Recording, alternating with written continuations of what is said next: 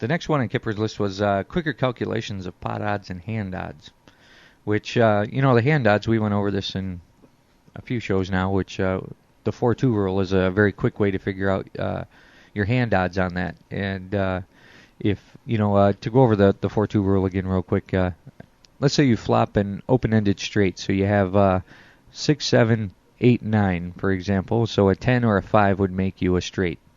So you have 4 10s in the deck, 4 5s in the deck. There's 8 cards out there that can hit your hand.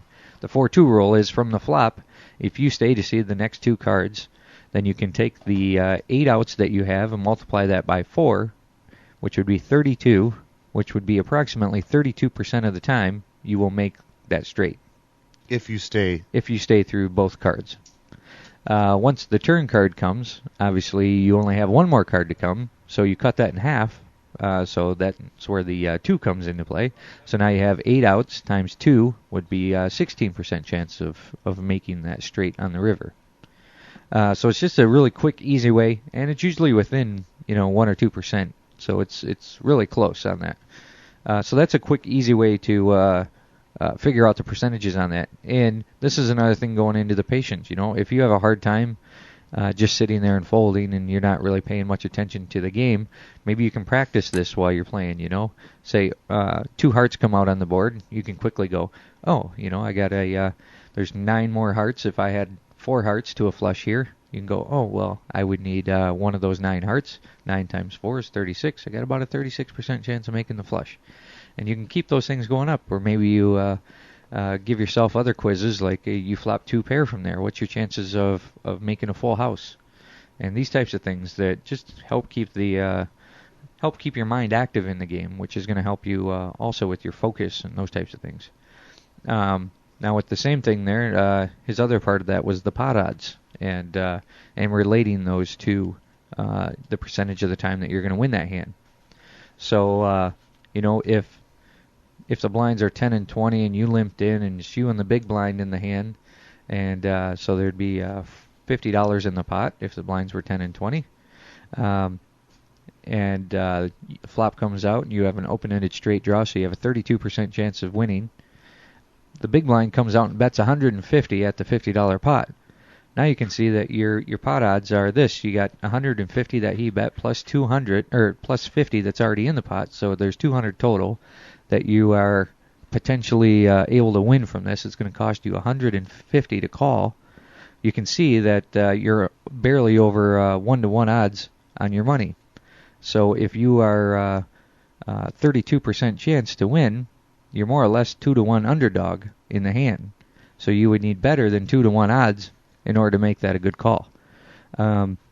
So that's just another quick way, and that all relates into, maybe that can help you with your patience on there as well, and just kind of mentally going through some of the math and those types of things. After you do it for a long time, it just becomes second nature.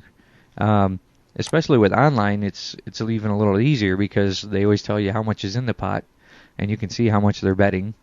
And there's actually some other sites out there now.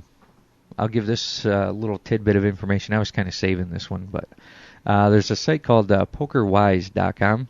It's WIZE, PokerWise.com. This is in the Prima Poker Network, and they actually have, it's a 3D room, so it's a huge download. So be prepared if you go over there that it's a monster download. It takes a long time, but once you get in there and download it, they give you like every statistic you could possibly imagine for playing this game, and it's available to everybody on the site, so it's fair. But they'll show you the pot odds, they'll show you your percentage of winning, and all these types of things versus random hands and those types of things. I believe it even shows you your percentage of hitting a flush, hitting a straight, those types of things from what you're holding and what comes out on the board. So it's a crazy software system that they have over there, and I thought it was just terrific for the mathematical side and learning those things. But the more you do anything, the more natural it's going to be to you. So if you're constantly figuring out your percentage of winning, then when it comes out, you don't have to do the math. You have a flush draw, you got 9 outs, you don't have to go 9 times 4, is 36, I got a 36% chance. When you hit that, you'll go, I have a 36% chance. You don't have to figure it out. It's all second nature to you. So You have anything else to add on that, Lee? There is one more thing with the 4-2 Okay, rule, actually. yeah, go ahead. Say you've got that open-ended straight and you know you've got a 32% chance of hitting it. Say two of those cards are suited on the board, and you think you might be up against a flush draw. So one of those 5s and one of those 10s are now going to not make you a winning hand if they get there. So you started with 8 outs. You just adjust for that. Take away those 2 hearts as outs and adjust that down to 6 outs and do the math from there. So now you've got a 24% chance. And that really actually... You really should be keeping those numbers in mind as well when you're playing multi-way pots.